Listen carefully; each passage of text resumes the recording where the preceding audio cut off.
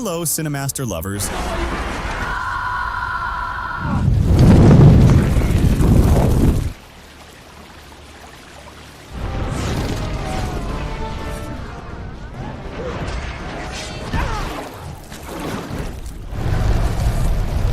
Welcome back. I hope you're ready for an exciting experience because we've got something special for you today. Get comfortable, grab your snacks, and let's dive right into the action. Sit back, relax, and enjoy the show. Let's get started. Today's movie is set 2,000 years ago when the Earth was divided into 4 nations. The Water Nation, whose people could control water. The Fire Nation, whose people could control fire. The Earth Nation, whose people could control rocks and soil. And the Air Nation. There was always one person called the Avatar, who could control all 4 elements: air, water, fire, and earth. The Avatar was crucial to maintaining balance among the 4 forces. The story begins with Aang, one of the greatest airbenders who discovered he was the Avatar. But Aang, feeling overwhelmed by the massive responsibility and unable to live a normal life like other humans, decided to run away because of his young age. 100 years passed. Katara, a waterbender, and her brother Sokka, who was still learning waterbending and not yet skilled, finished their training and began their journey back to their tribe. On their way, they heard a sound beneath the ice. Sokka struck the ice to find the source of the sound, revealing a massive air-filled sphere. Inside, a glowing figure appeared. Sokka advised his sister to leave, but Katara was determined to uncover what it was. She struck the sphere until it broke, releasing a light that reached the sky. The light was seen by Prince Zuko, the son of the Fire Nation's king. Katara and her brother approached the broken sphere and found a strange creature next to a sleeping boy. Katara noticed the boy was exhausted and unconscious, so she decided to take him back to their tribe. Aang quickly regained his strength, though he didn't yet realize he had been asleep inside the sphere for 100 years. His fear of being the Avatar began to lessen, and he wanted to return to his tribe. Meanwhile, Prince Zuko and his men saw the light and approached the area. During Aang's absence, the Fire Nation had dominated the other nations, conquering villages and lands with no resistance, using powerful machines and ships. The only thing they feared was the return of the Avatar. One of Zuko's soldiers captured Aang and brought him to the prince. Zuko uncovered Aang's head, revealing the mark of the Airbenders, confirming he was the Avatar. Zuko threatened to destroy the village unless Aang agreed to come with him. Aang complied to protect the villagers. Katara blamed her brother for letting Aang get captured, feeling responsible for finding him. Her brother admitted she was right, but they had already left and didn't know how to catch up. Suddenly, they heard a sound outside. The creature that had been with Aang in the sphere appeared, capable of flying. On board the ship, Zuko's uncle told Aang they would conduct a simple test, after which he could leave. The test involved moving a candle flame toward Aang, proving his ability to control fire. He also passed the water and earth tests. Since he was from the Air Nation, the air test wasn't necessary. Zuko decided to take Aang to the Fire Nation, but Aang refused, accusing them of lying to it. Zuko's uncle explained that no one had ever passed all the tests before, which was why they said it would be simple and let him leave. Aang decided to escape, using his airbending abilities to defeat the soldiers on the ship. For Aang, defeating the soldiers was easy. However, he found himself stranded on a ship in the middle of the sea. He heard the sound of the flying creature and used his airbending to fly and escape with Katara and Sokka's help. Once they returned, Aang promised to take them back to their tribe, but they decided to continue the journey with him. Aang was thrilled to return to the place where he grew up and learned, but his happiness quickly turned to sorrow. He discovered that the Fire Nation had killed everyone he knew. Katara explained to him that he had been inside the sphere for 100 years. Among the remains, Aang found a necklace he had made for his teacher, the one who taught him everything. Aang became furious, and his Avatar abilities began to manifest. As the Avatar, he was the only one who could connect to the spirit world. Aang found himself in the spirit world, confused about why and how he got there. He entered a cave and encountered a dragon spirit, which asked him where he had been all this time. Aang couldn't answer, as he heard Katara's voice telling him to calm down, reassuring him that they would always be by his side as a family. Meanwhile, Commander Zhao, leader of the Fire Nation forces, met with Prince Zuko. The two had previous conflicts, but Zhao invited Zuko to dine with him on his ship. Before dinner, Zhao mocked Zuko, calling him the punished prince by his father, who had forbidden him from wearing the Fire Nation's uniform until